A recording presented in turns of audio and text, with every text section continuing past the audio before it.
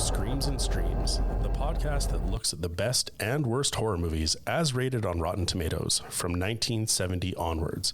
I'm your host, Mike Carron, and with me is my co-host, Chad Campbell. Before we get to today's films, we'd like to invite you to check us out on Instagram. Our handle is @ScreamStreamPod. Also, be sure to check out our website at www.screamsandstreams.com. That's Screamsandstreams.com, where we have information about our episodes, links to our research, and our watchability scale, where we rank all of the films we are looking at. And please be sure to rate, comment, and subscribe to our show on any of the platforms where you get your podcasts. Just a warning, in the podcast, we do jump around in the plot when we are discussing the details, and we may end up spoiling the film if you haven't had the chance to see it yet. If you are someone who doesn't like spoilers, we recommend that you stop listening now, check out the film, and then rejoin us for our discussion. Well, I'm going to get into it right away here. We're going to get into the storyline. In 1872, the final battle between Lawrence Van Helsing and Count Dracula on top of a coach results in Dracula dying from a stake made from the remains of a wooden wheel. Lawrence dies from his wounds, and as he is buried, a servant of Dracula buries the remains of the stake by the grave and keeps the bottle of Dracula's ashes and the ring. 100 years later, a colorful 1972, Swinging London, baby. Johnny, the great-grandson of the servant, joins up with a group containing Jessica, the granddaughter of the present vampire hunter Abraham Van Helsing, and with their unknowing help resurrect Dracula in the 20th century, who is determined to destroy the house of Van Helsing, but who can believe that the king of the vampires really exists and is alive in the 20th century London. And that is our story.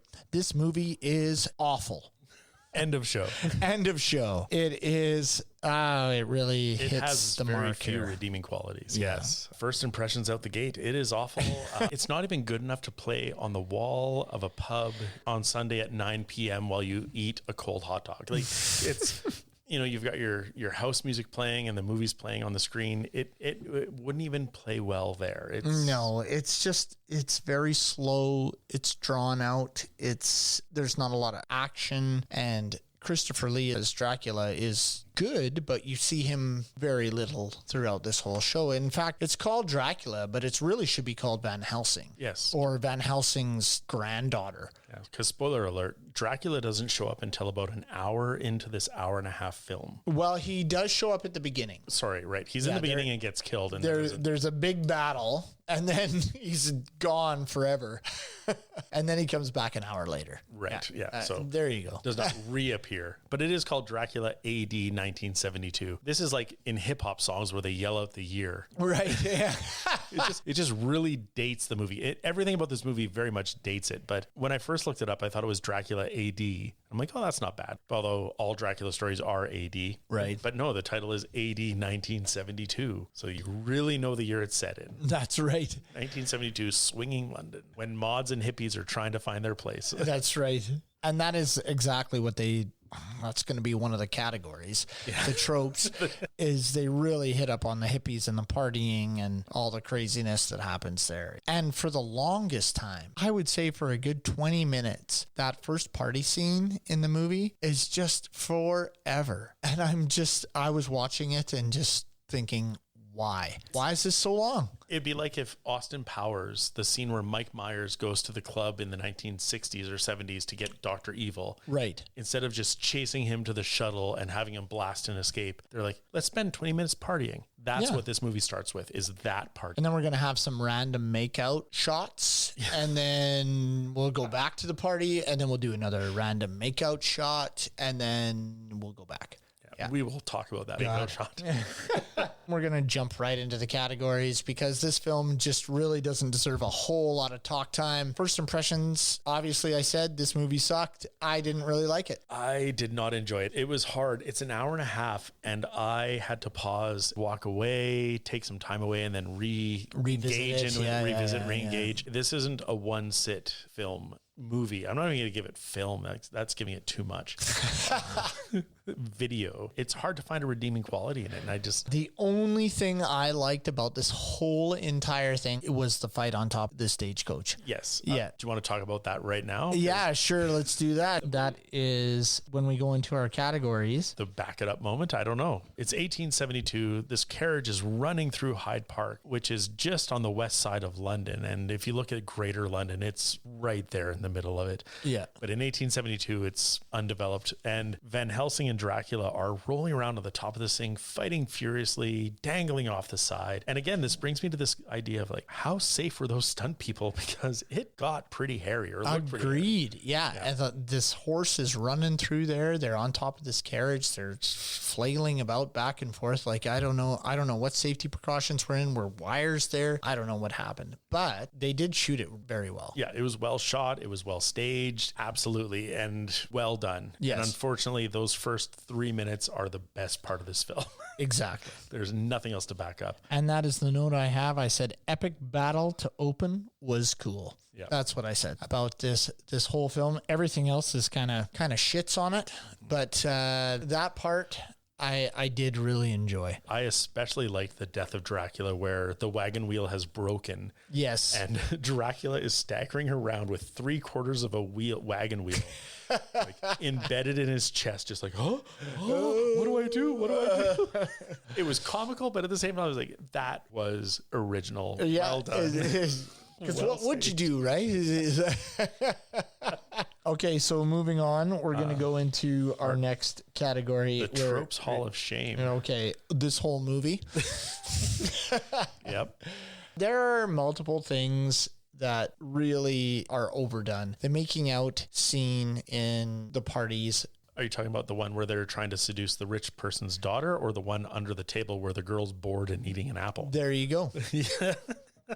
Both. I made a note about that one with where the girl is eating the apple. I mean, like, what is the point of this scene? To show the sexual inadequacy. Well, and it goes to back and forth to it, right? Yeah. Like it goes to her, she's eating an apple, then it goes back to the party, and then it goes back to them, and they're making out again, and then he just rolls over, and then goes back to the party. I don't know. I thought that was dumb. I think they were just trying to establish like it's the swinging London, right? It's the death of the hippies, even though one guy is there dressed in monastic robes or something, but everyone else is very like a mod, and the rich pretentious people are like, oh, what is happening? I don't understand. And this band is playing some of the lollipoppiest. Well, and that's the other thing rock.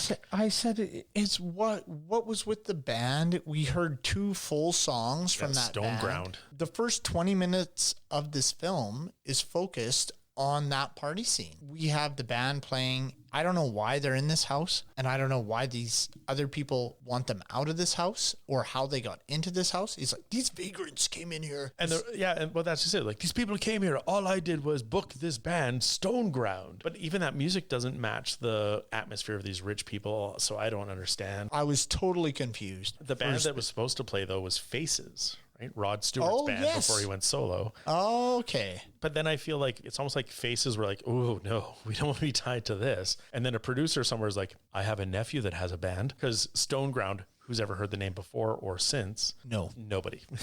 So...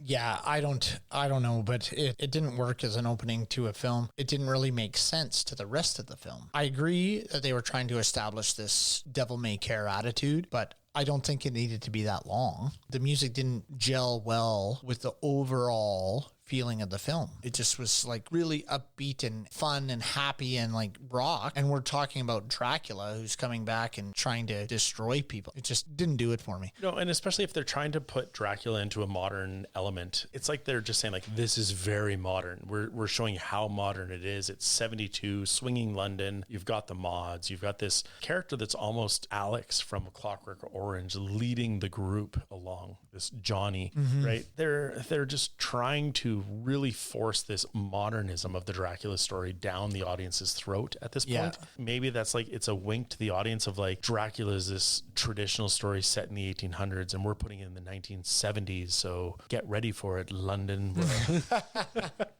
but it doesn't carry now, and it didn't carry then.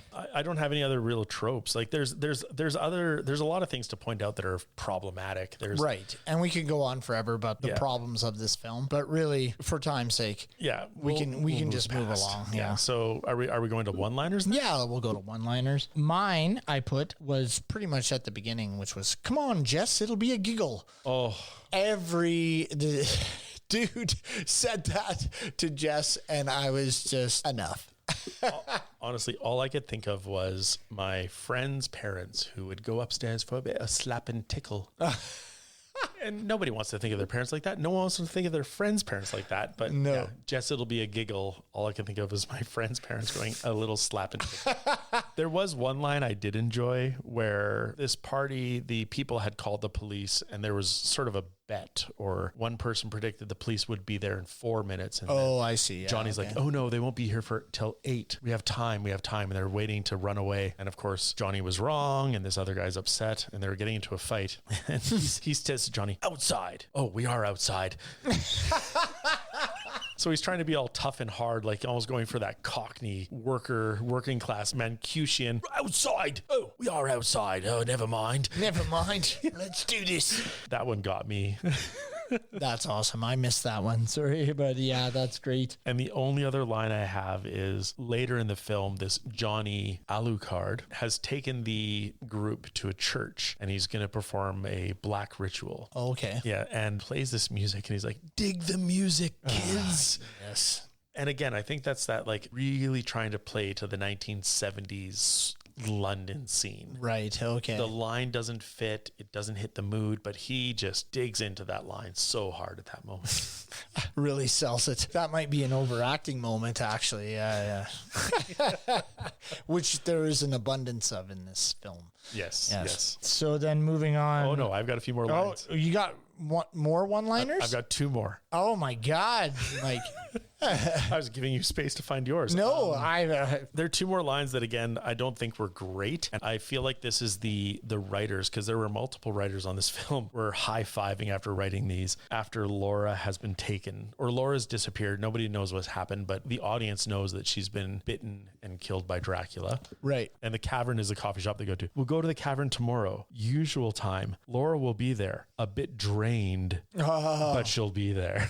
Nice. So there's that. It's the bad pun on the Dracula motif that just, the writers are like, "Oh, that's amazingly good. The audience will love it." And it's like, no, it's terrible. And then later, Johnny Alucard, who's basically the Renfield of this film, is bringing this woman Gaynor back to his place. And he says to her, she's like, "Oh, is this your place?" He's like, "Yes, come in for a bite." Nice. So I wouldn't put those down as like great one-liners to repeat or like bring up in conversation or use for humor. But I just felt those really stood out because I feel like the writers were just so proud. And they were This is hilarious. This is going to be a great bit. Yeah. I did have another one, actually. So this other one is probably a great one-liner, and also what's aged horribly. "She was smashed. You know how she gets when she has that stuff." So basically, this is in reference to a girl who decides that she will be part of the ritual that's going on. the Black Mass. Yes. And so she steps forward, is like, I'll do it. And then they're like, "Oh, she was smashed. You know how she gets when she has that stuff." Yeah, it was... Where is she? Oh, the next scene is her being like buried in these bricks. She's been drained of all her blood and killed, but she was drunk, so she deserved it. You know how she gets. Oh, for fuck's sakes. Let's move on to what doesn't hold up, which is, other than the whole film, let's talk about some specific moments. All right. For me, the acting during the Black Mass, they're doing this ritual to basically resurrect Dracula. Right, yeah. And the character who's playing Johnny Alucard, he eats every piece of scenery. Oh, and he chews it up, and calls out every demon you could think of. If you took a demonology 101 course at university, it's like he read the syllabus. He's like, "Ooh, I'm going to use that name. I'm going to use that name." Even though I tried to find connections between the demon names and what was happening in the film. No, they're just he looked up a dictionary of demons and flipped pages and picked some. Right. Yeah, and it was just over the top. It doesn't age well. It doesn't play well. It's a rough scene. And he even says, "Oh, we're going to do a curse," and nobody says anything. Yeah. Nobody runs. Nobody does anything, they all just stay in the circle and it's like, oh, a curse on someone? Oh, this will be a laugh. Yeah, See what happen. I said it's way too long. That scene was way too long. Just give me a sec. Sorry. Okay. So while Chad's looking, I have another one. It's the music. We've already talked about Stone Ground at the party, but there are moments where the music during the Black Mass is a bit weird and ethereal, and they're trying to make it fit the mood of the scene. But then anytime this movie starts to get into like an intense chase scene or the suspense is building, it turns into a 1970s blaxploitation / Austin Powers funk pop. Yeah, no, the music is horrible. Yeah. For the scenes, the music is just god awful. And I think maybe Michael Myers looked at that and was like, hey, let's use this for Austin Powers. 100%. Because it does really resonate in that same kind of thing. All the cutscenes in Austin Powers, like Austin Powers. Yeah. That is almost, it's like they took it straight from the score of this film. Another thing that I said that didn't age well was the costumes. I said the robe guy is enraging. Costumes are horrible. Super weird Conjuring thing. Everybody says it'll be a giggle. I just didn't enjoy the costumes in this film at all. No. I thought they were poorly done. And again, I think it's like that overemphasis on the modern or overemphasis on what was happening. It's either modern or 1870s. There was nothing else. Nothing fit. Like nothing felt like 1970s London. Nothing felt like traditional either. Well, and the other thing is these guys didn't look that young. Like as far as if they're supposed to be teenagers or very young adults to be partying in this way, they didn't look it. They looked well into their 30s. Yes. And then the Van Helsing is the grandpa, so he's quite a bit older. Christopher Lee, he looks how he looks, but I mean, they didn't look like a young happening crowd. They look like these people that should be moving on. How they haven't married or bought houses yet is a Yes, problem. exactly, right? I only have one more didn't age, which is the big reveal of the film around the Alucard name. Do you want me to talk about this now? Yeah, go have at her. So Johnny Alucard, playing the Renfield character, the one who's trying to facilitate the resurrection of Dracula, the instant he said his name, I don't know if you did this, but I watched this movie with the subtitles on. Oh, no, I didn't. Okay. So the instant he said, like, my last name is Alucard, I'm like, oh, it's Dracula. And I was just like, that is just brutal, like, just right off the get-go. So as an audience, if you know you're watching a movie called Dracula AD 1972, one of the main characters like Alucard multiple times. So you're like, oh, that's Dracula backwards. But there's this moment where Peter Cushing, who's playing Van Helsing, writes Alucard on a piece of paper and then slowly draws a line and then not even reorders, just writes them in reverse, this name. Right. And it spells out Dracula. And they hit it so hard, like the audience wouldn't have seen this coming. No one would have seen it coming. Literally, you see everything but the D. So it says Dracula. He draws that last line in the D, and it's like, oh, it's Dracula. Well, that's just a director or a screenwriter not giving his audience any credit. Right? Fair enough. That's like they're just trying to spell it all out for you. And I've seen movies literally like that. Spell it out. Everybody spells it out, right? And I mean, it is what it is. It's beat you over the head, yeah. But if we're looking at what doesn't hold up, fair enough. Yeah, it's like you look at. It's definitely not going to be in the Da Vinci Code. No. Right? Tom Hanks is going to be starting like, wait, this puzzle is insane. It's the words backwards. I would have got it all. I can't figure this out. It'd be like if Assel Onam, Mona Lisa, was the final clue in the Da Vinci Code. Well, if only we'd have said Assel Onam, they would have opened up. We would have got through this.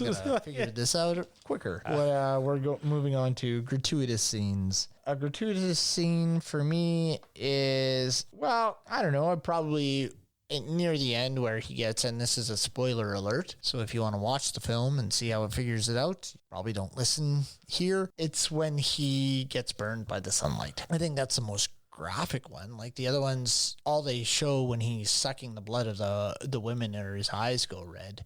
Yeah. And his eyes come out. I think that one was probably the most gratuitous scene, is like him burning in the sunlight. For me, there is the scene during the Black Mass where there's a little bit of blood that goes into the chalice, that when he's standing over Laura on the altar and cuts her wrist and fills the chalice, and then pours liters of blood out of this chalice onto her. Oh yeah, I do remember that now. Yes, yeah. I don't think it's like, that's fair, too much for me to take, but it was more like comical in that. That was very sexual though. I thought that was very weird in that low cut top. Yeah, and she's and he's pouring blood on her. It went places that you might think of. The other one, I guess, is when at the end of the movie, Van Helsing and Dracula have their major confrontation, and he's dug this pit full of crosses that have been sharpened into stakes. Yeah. And Dracula falls into it, but hasn't died. Yeah. And so then Van Helsing takes the shovel and shoves him down the stake, and you have this red stake burst through Dracula's chest. That's true. Yeah. It's like, I'm going to make sure you're dead, motherfucker.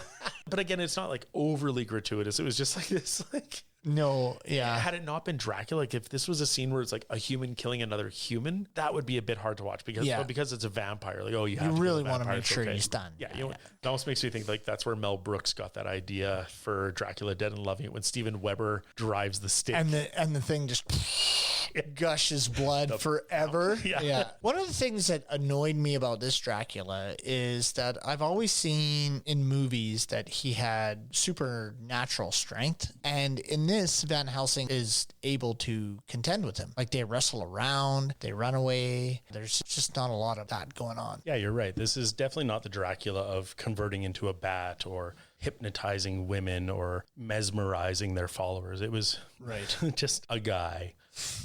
Yeah, who sucks blood. Yeah. That's basically it. We didn't see him turn into a bat and fly. We didn't see him have superpowers. He didn't turn into mist, which the Dracula with the Bram Stoker's Dracula with Gary Oldman and Keanu Reeves showed a lot of that supernatural power, but this didn't do any of that. Well, even the original like 1920s Paramount monster movie Dracula had those powers. This one just seemed like a guy who was a vampire, almost like the Buffy the Vampire Slayer level of will attack you, and that's about the only threat there is. Exactly. One of the things I did say, which kind of reminded me of the films we had reviewed previously, was that the professor basically runs the investigation. And the cops are just like, what do you think we should do? Let's see where this goes. Why don't you tell me what to do? Yeah, exactly. And Van Helsing just, Inspector, I need you to do this, and I need you to do this. And he's like, yeah, I'll do it. Yeah. And so I thought that was pretty stupid, because it's funny how in a lot of these murder mystery films, especially in the 70s, they all seem to do that. Everybody else has a better idea of what the police do. And so they just follow what he does, and they allow them to be involved in everything. I thought that was kind of interesting, because we had done those Italian... The Giallos. Yeah, the Giallos films, and they were very much like that. So the only other thing that I had for gratuitous, and it's not to do with blood or gore, but Stephanie Beacham plays Jessica, and towards the end of the film, her chest... I don't know how to talk about it, but it gets bigger. Oh, it definitely does. And bigger. Yeah. Like every scene is just amplified to the point where it's like there's a framing where she's front of camera and like she's at the forefront, but it's just the outline of her breast, and then the action is taking place behind her, sort of out of focus a bit. And it's like it gets a bit ridiculous. And then I feel almost sorry for this actress, because every major male in the film at one point gropes her chest. Yeah, that is true. Peter Cushing, who plays plays Abraham Van Helsing. Her grandpa. Yeah, grabs her in a way where it's like, ooh, that's a little weird. Yeah. Her boyfriend. When he puts the necklace on, is that the one? Yeah. Yeah, that was weird. Yeah. And then there's a scene at the cavern where she's going to find out what happened, but her boyfriend's been changed into a vampire, and he like throws her down. And then that boyfriend's stupid. This whole film, he's just an idiot. Yeah. I hate that character so much.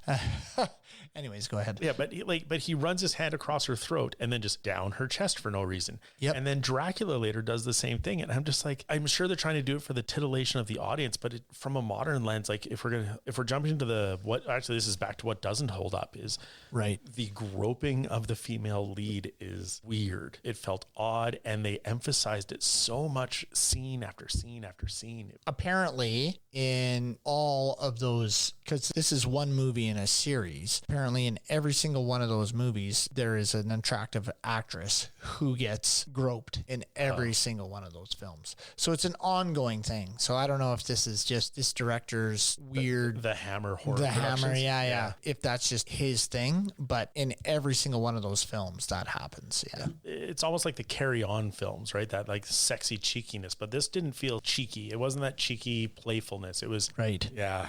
No, it was disturbing. I agree. Yeah, there were a few moments where I was just like, "Oh my gosh, why is this happening?" The arbitrary sex scenes as well. They were just like shot in there. He just makes out with her for 1 minute and then they're done. It was just weird and unnecessary. What stood the test of time? The opening scene, Yeah. the coach scene, I thought that battle was really well done, and I thought I could watch that today and feel like it was still okay. I said, but when Dracula gets staked and he slowly starts to decay and dissolve, the makeup there from 1972 was pretty much better than anything we saw in Buffy for all 6 seasons or 7 seasons. The only other thing that I had, and this is mostly because it's a complaint in a lot of the other movies we've done, when Jessica wakes up towards the end after she's been caught and she screams, her scream was chilling. It did give me goosebumps. Whereas so many other movies, they try to use a scream just for like, I scream, therefore it's scary. This scream actually was slightly terror inducing. It was pitched at the right level, mic'd at the right level. I don't know, but it did have something to it more than just simply, I will scream and therefore the audience will think it's scary. Right. That stood the test of time for me. And in an hour and a half, that's all I've got. The opening and a scream towards the end. That's unfortunate. Yes. But it is true. Yeah. Because I didn't really find a lot that was redeemable about this movie other than those 2 scenes. Mm-hmm. Yeah. I mean, she is attractive in that white dress. I'll give you that. Like, that stood the test of time. She's an attractive lady. Absolutely. Does she need to get groped? No. But she is attractive in that white dress. Yeah. And actually, when I didn't do much of this for our back it up the moments, I didn't bring it in, but so many reviews like the beautiful and enchanting Stephanie Beacham, Stephanie Beacham. I even believe the IMDb is like known for her beauty, and she is a very beautiful woman. Yes, her haircut in the first part is god awful. Oh, yes. That bowl cut with the mullet is just awful. I don't know what. And then it was like if they gave Blanche Dubois from the Golden Girls a mullet.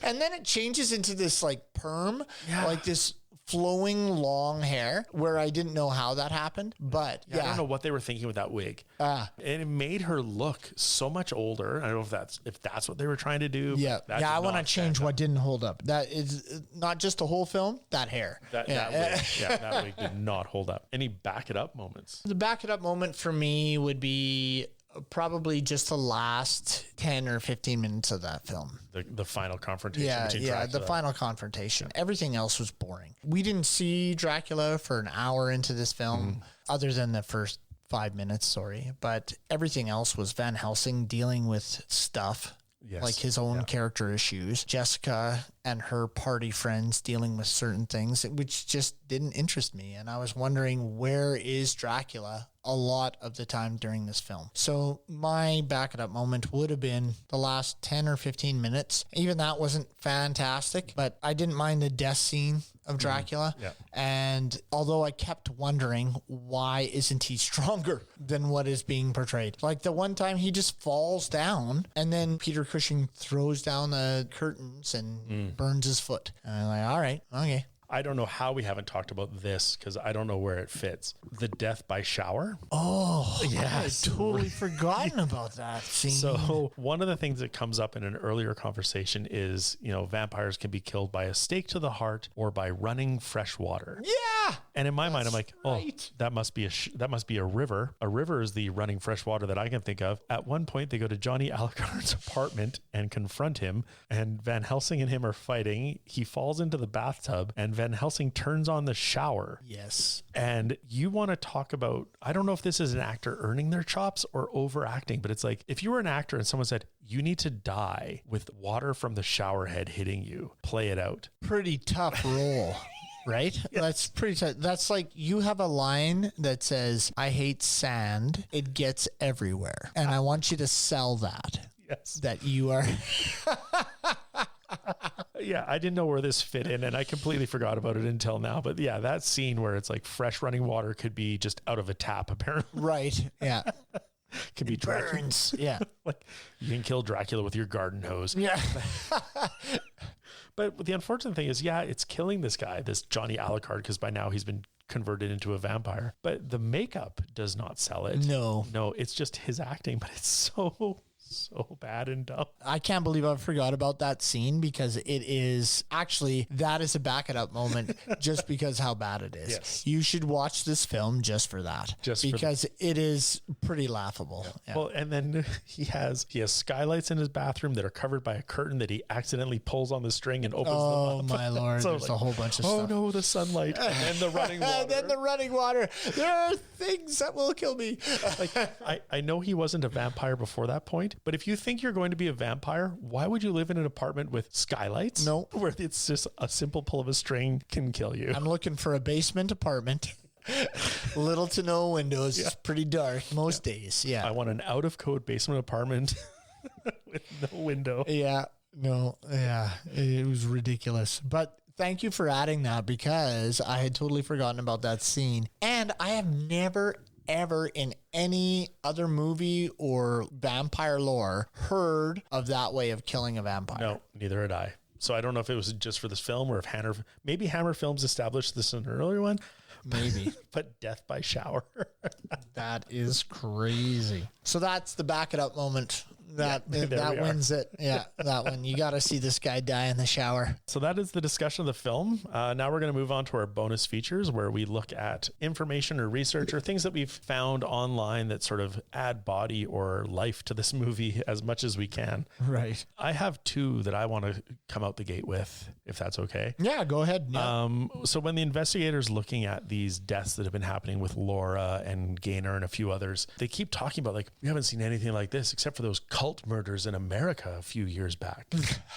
And I'm like, well, it's 1972. So there's a few veiled references to the Manson murders. Oh, right. Like that's the American cult murders that were taking place. See. Okay. But at one point he also mentions like, well, there's the incident at Hampstead Heath. So I looked it up. I'm like, what is this Hampstead Heath thing? In 1968 in Hampstead Heath in England, a homosexual person was crucified for their sexuality. Oh, yeah. And so this movie is terrible. But the fact that they call to I think by this point, the Manson murders have reached a level of notoriety that is almost acceptably referenceable. Right. Yeah. But this Hampstead Heath thing, like that just seems like such a violent and egregious crime. And it was a throwaway line. They mentioned these cult murders in America 3-4 times. Yeah. It's like, well, there was that business at Hampstead Heath, and then they move on. Right. And that's where I paused and I was like, what happened in Hampstead Heath? Good for you, man. Yeah. Cause that was a total skip over thing for me. I just didn't really process it So it adds a darkness to this movie that just definitely, yeah, doesn't fit as well. Yeah. Yeah. And your second? Oh, those were the two. Oh, those were the two? Okay. Well, I just had a few things. The character Jessica was actually supposed to be Van Helsing's daughter. Mm-hmm. However, the death of Cushing's wife aged him considerably. Mm-hmm. And so he was written as her grandfather instead. So yeah. And that that's really, one of the things.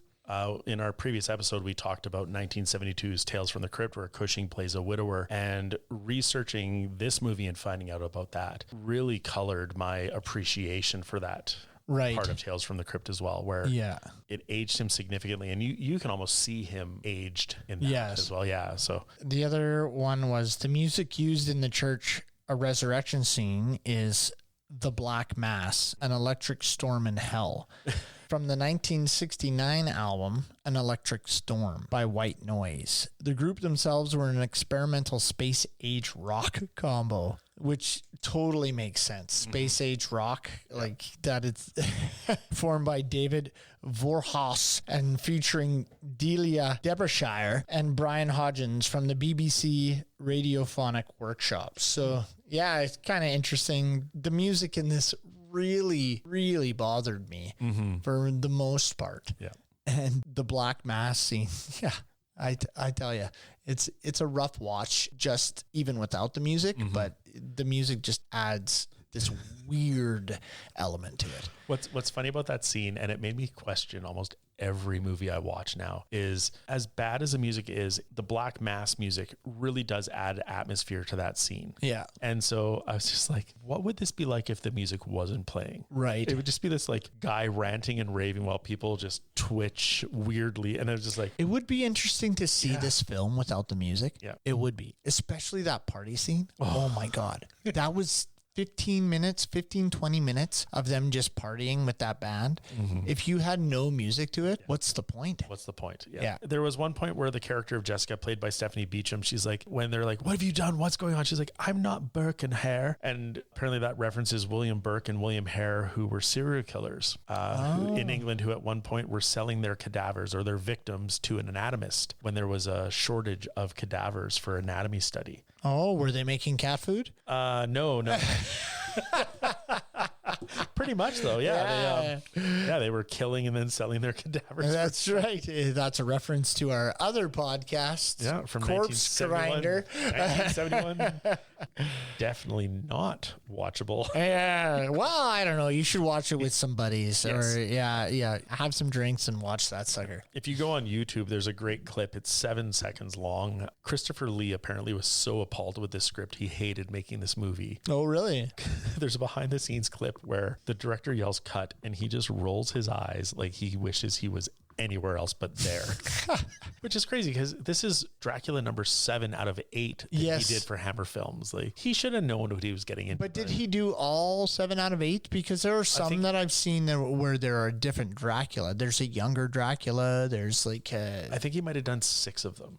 He's been in multiple Hammers before this because he was in 1958's Dracula by Hammer Films.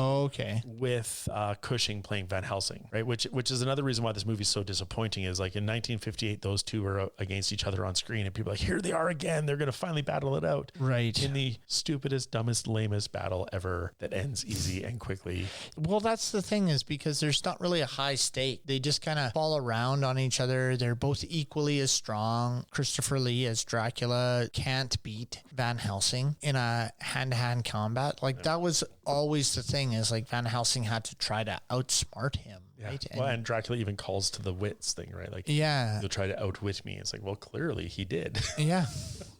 I don't know. It was just it's just poorly executed, and I understand, but Christopher Lee has done some poor films. He's been in over 300. So the fact that he's rolling his eyes, I mean, you signed on, buddy. Like, you took it on.